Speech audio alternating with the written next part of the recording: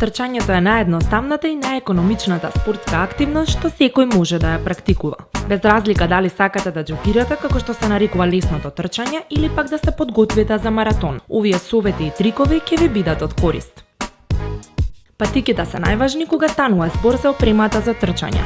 Несоодветните обувки ве изложуваат на можни повреди на глуждовите, на кои паѓа целата тежина на телото. Затоа треба да набавите патики за трчање што нудат флексибилност при виткање како и амортизација при стапнувањето. Во однос на облеката, најважно е да биде удобна и од правилниот материјал. Препорачуваме спортски шорцеви или хеланки и горен дел изработени од материјали што ја впиваат потта. Истовремено го одржуваат телото суво, но и дозволуваат на кожата нормално да диша. Како одлична мотивација за почеток на трчање се покажало подготовка на опремата. Кога ќе го подготвите сето она што ви е потребно, ќе добиете уште поголема желба да ја ставите опремата на себе и да тргнете. За да имате енергија, но и да не ви биде тешко додека трчате, треба да јадете најмалку 1,5 час пред да почнете.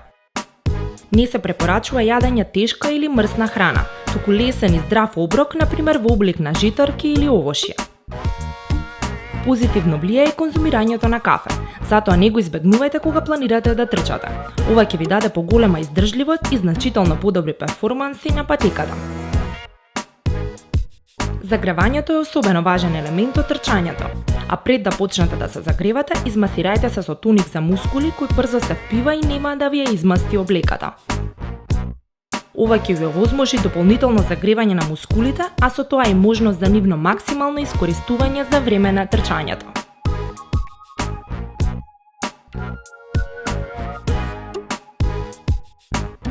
Слушањето музика додека трчате се покажало како одлична мотивација и помош во одржување на темпото. Затоа наполните го телефонот со музика што ви одговара на темпото на трчање и тргнете. Ако не носите торбичка и немате каде да ги оставите клучевите од автомобилот, врзете ги на врвките на патиките на овој начин. Пиењето доволна количина на вода е секогаш важно, а особено кога спортувате. Трчањето предизвикува потење, односно губење на телесни течности, што мора да бидат надоместени. За време на трчањето треба постојано да пиете вода во мали голтки, а не да чекате да ожеднете па тогаш да се напиете. Тоа значи дека сте почнали да дехидрирате. Ако сте склони кон плускавци на стапалата, има еден трик за ова. Според искуството на повеќе американски војници, облекување на тенка женска чорапа под памучните чорапи им помогнало да им се намалат плускавците што обично ги добиваат во долгото марширање. Кога ќе завршите со трчањето, треба да направите две важни работи. Прво, измасирајте се со интензивен гел што ќе ви даде чувство на ладење. Со ова ќе ги опуштите напрегнатите зглобови и изморените мускули.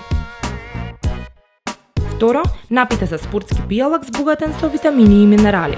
Ова ќе ги надомести потрошената енергија, течности и електролити во организмот. Во иднина, секое следно трчање додавајте 1 км на далечината за трчање, а по 3 до 5 минути на времето за кое поминувате одредената рута.